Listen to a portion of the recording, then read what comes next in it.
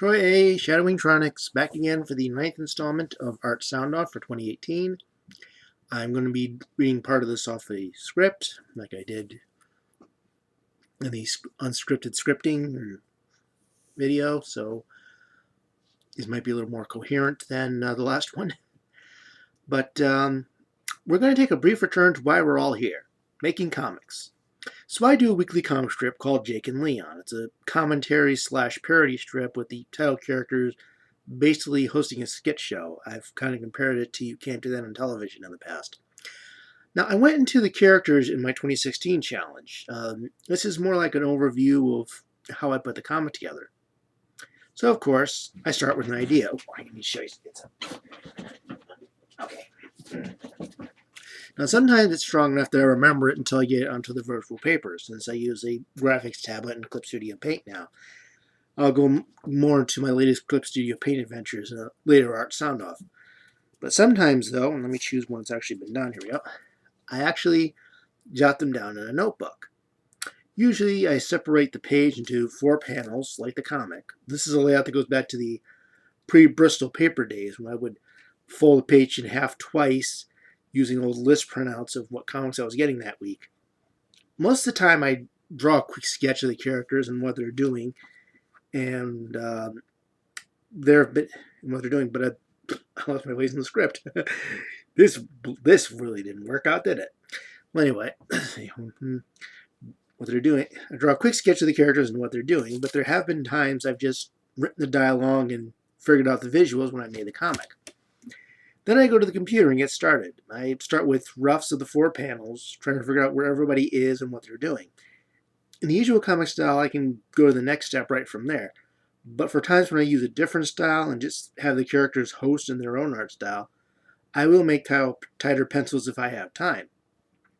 Now, the typical Jake and Leon style was designed to be quick and not need a tighter pencil, but some skits don't look right in that style.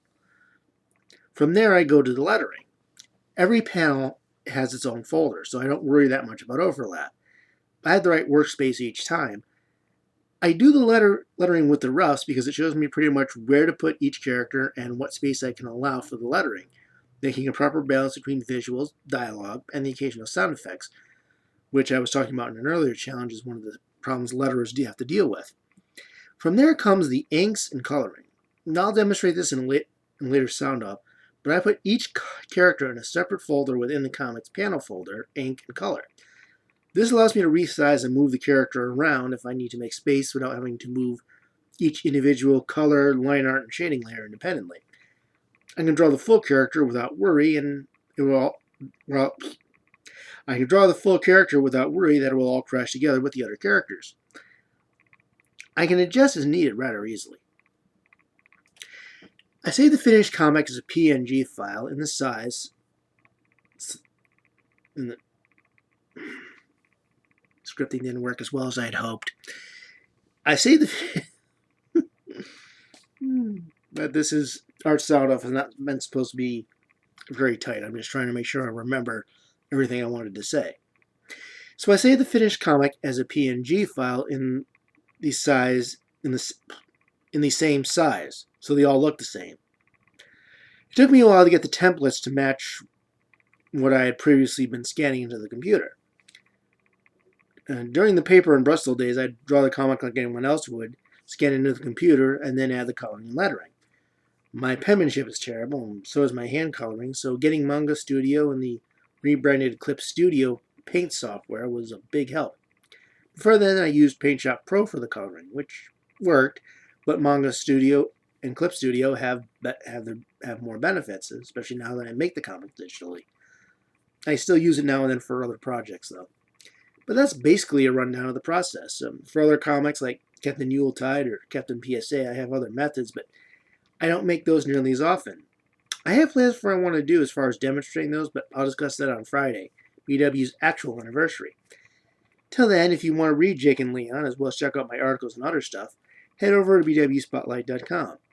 If you want to see who else is taking part in the Art Soundoff Challenge, look for the Art Soundoff hashtag on Twitter.